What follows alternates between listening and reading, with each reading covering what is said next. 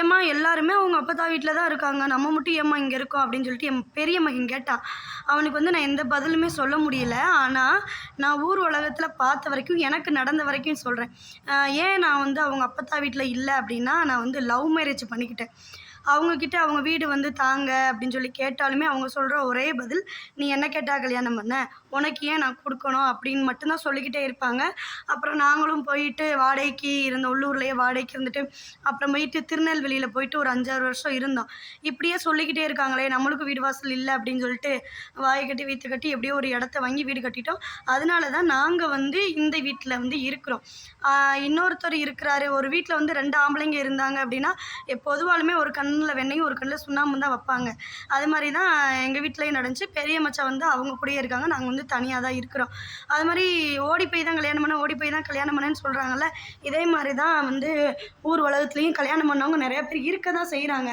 ஆனால் அவங்களுக்கெல்லாம் என்ன பண்ணுவாங்க தெரியுமா, என் மகன் வந்து எனக்கு பிடிச்சிருக்கு, அவன் கூட்டு வந்தால் என்ன, என் மகனுக்குன்னு பிள்ளை பத்து இருக்குது, அதனால் நாங்கள் ஒன்றா தான் வச்சுக்கிடுவோம், அவங்க வீட்டில் வந்து பணம் வாங்கினாங்கன்னா நகை வாங்கினா என்ன, பண்டவத்தில் வாங்கினா என்ன அப்படின்னு சொல்லிட்டு சில மாமியார் இருக்காங்க. சில மாமியார் இப்படி இருக்கிறாங்க.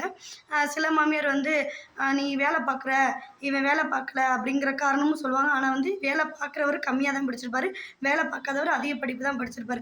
ஆனால் நான் எனக்கு தெரிஞ்ச வரைக்கும் என் மகன் ஒருத்தன் பிச்சைக்காரனாக இருந்தாலும் சரி, ஒருத்தன் வந்து நல்லவனாக இருந்தாலும் சரி, என் வயிற்றால 10 மாதம் சுமந்து பெற்றுட்டேன். அதனால் எல்லாமே சரிசமம் தான். என் மகனுங்களுக்கு நான் கொடுக்கணும்னு சொல்லிட்டு எந்த ஒரு பிரச்சனைனாலேயே நான் வந்து நினச்சிக்கிட்டே இருப்பேன். இப்போ கூட என் மகன் என்ன சொல்கிறேன் தெரியுமா, வாமா அம்மாச்சி வீட்டுக்கு போவோம் அப்படின்னு. அப்போ நான் அவங்க சொன்னேன், அவங்களாம் அவங்க வீட்டில் தானே இருக்காங்க அப்படின்னு சொல்லி கேட்டால் அவன் சொல்கிறான், அப்பத்தா வீட்டில் இருக்காங்க, நம்ம அம்மாச்சி வீட்டில் இருக்கோம்னு தான் சொல்கிறான் தவிர அவங்க அப்பத்தா வீட்டுக்கு இவன் சின்னவன் கூப்பிடலை. அதனால தான் நாங்கள் வந்து இப்படி வந்து இருக்கிறோம்.